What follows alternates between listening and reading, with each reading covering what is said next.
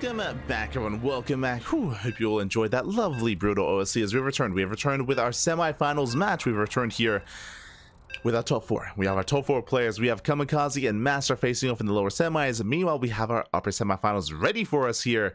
Erik did take down in purples 2-0, and now he's up against AlisoN in the semis. Let's go.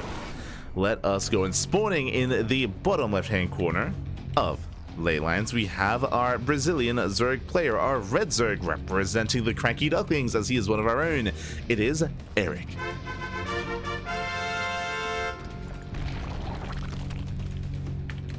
And spawning in the top right-hand corner, we have the Brazilian Protoss player, the blue Protoss, representing Team The Bad. It is AlisoN.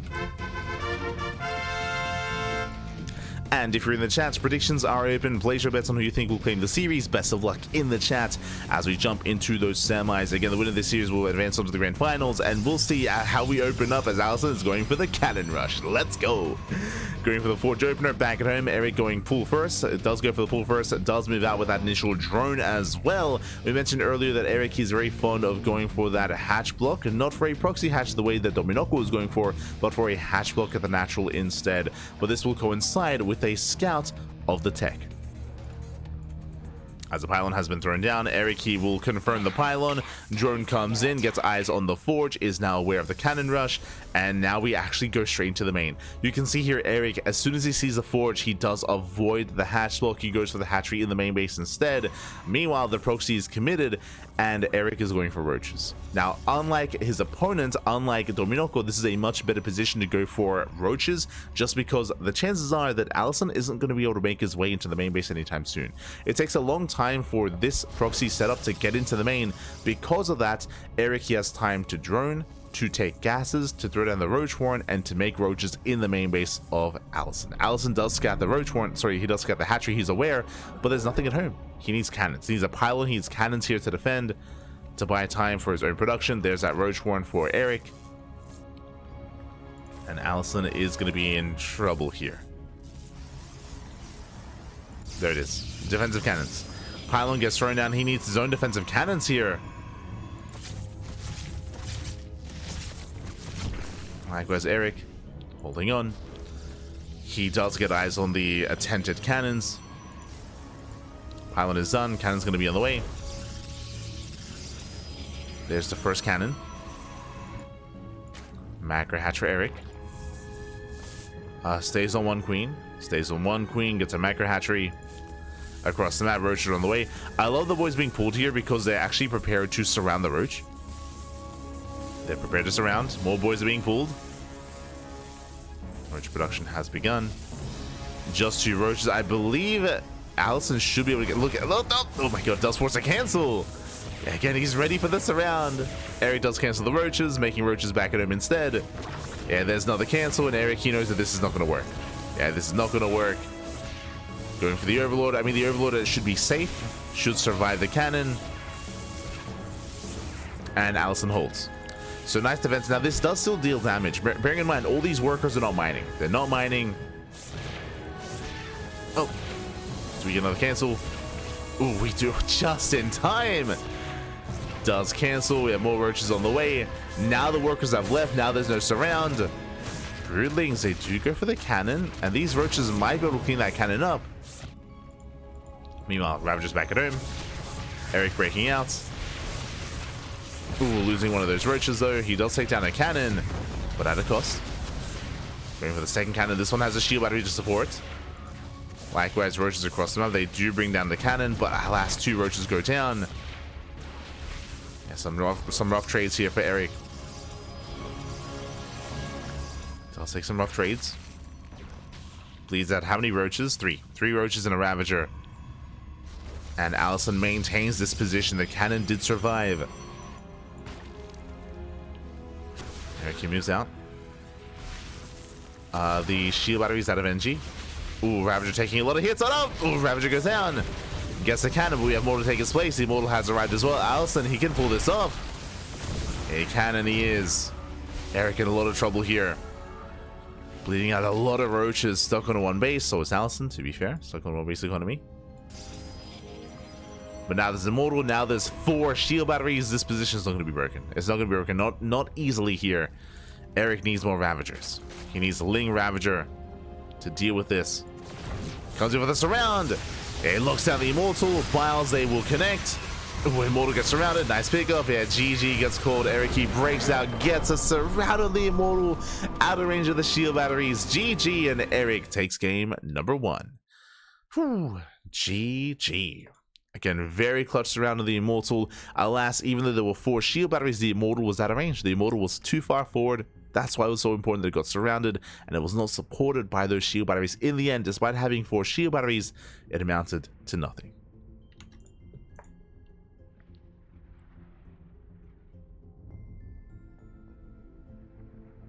Did amount to nothing there. And now we're getting ready for our next game. Getting ready for game number 2. Again, a very chaotic game 1. Very chaotic. And likewise, AlisoN had his own moments. Again, a lot of roaches were going down.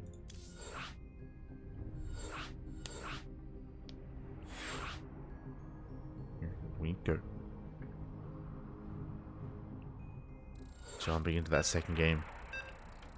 We'll see if AlisoN can force the ace match or if it all ends here and now.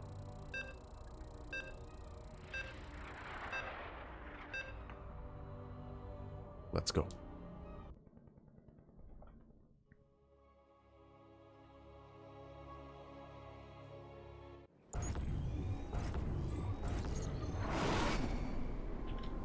And spawning in the bottom left-hand corner of Amygdala, we have our Brazilian Zerg player, our red Zerg, representing the CranKy Ducklings, leading the series 1-0. And we'll see if he can finish, if he can close this out, if he can finish this off. It is Erik. And spawning in the top right-hand corner, we have his opponents. We have the Brazilian Protoss player, the blue Protoss, representing Team The Bad. It is AlisoN.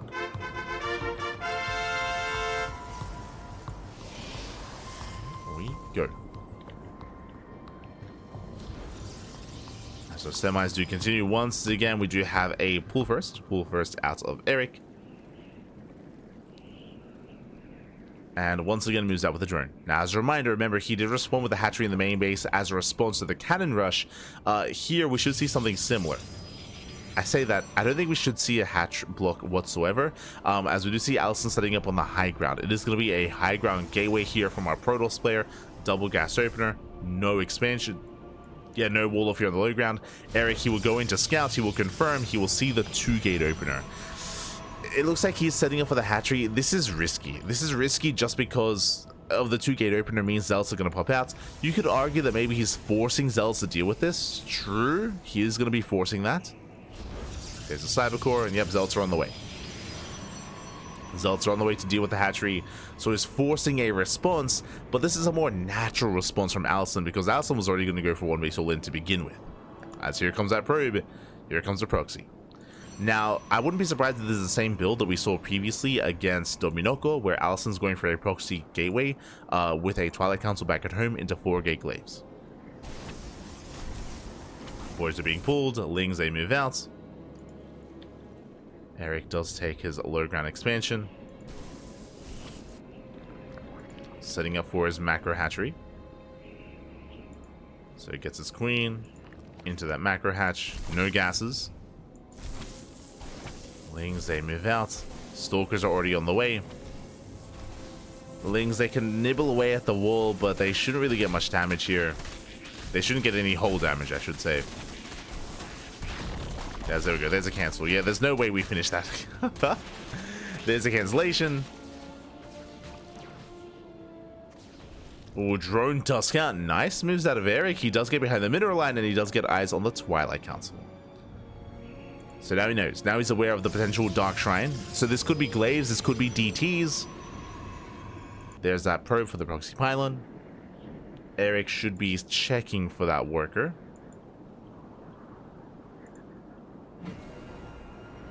He does peel off his Lings.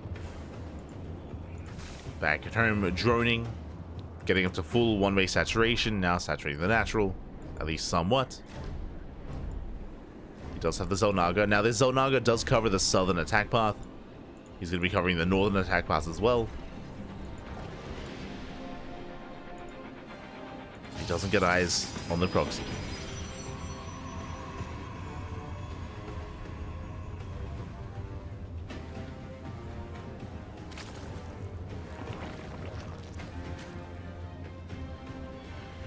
Behind this, investing into his gases. Roaches are on the way, link speed as well.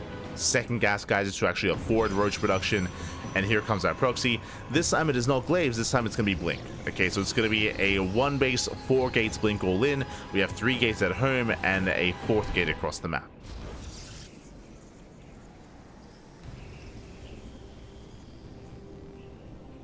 Once blink finishes, then he can actually leave his main.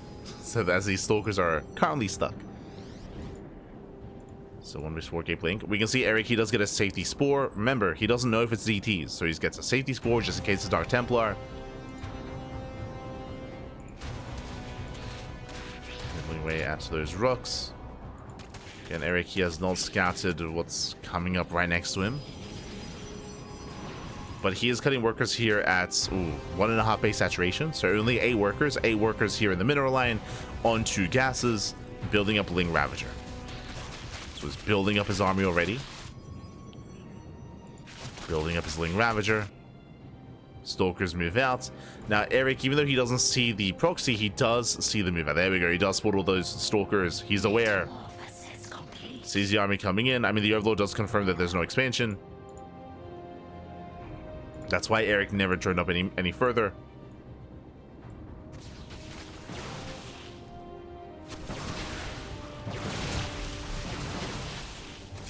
Under fire. Stalkers moving in. They take down the spore. Ling's getting ready for a surround. Ideally, Erik wants to force a blink. He wants to force that blink. There it is. Yeah, there's a blink. Ling's coming from behind, and they catch out 3 stalkers. 3 stalkers going down. The army's on creep. Another surround. And Erik, who would catch out not just 3, catches out 4, 5, 6 stalkers.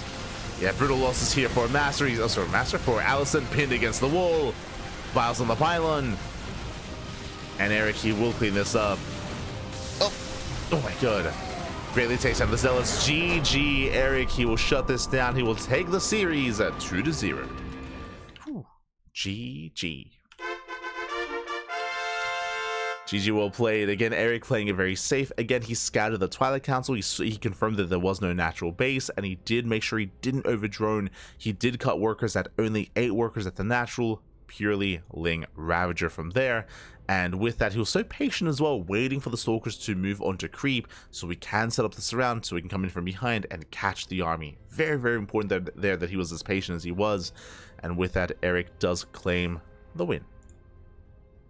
Does claim the series.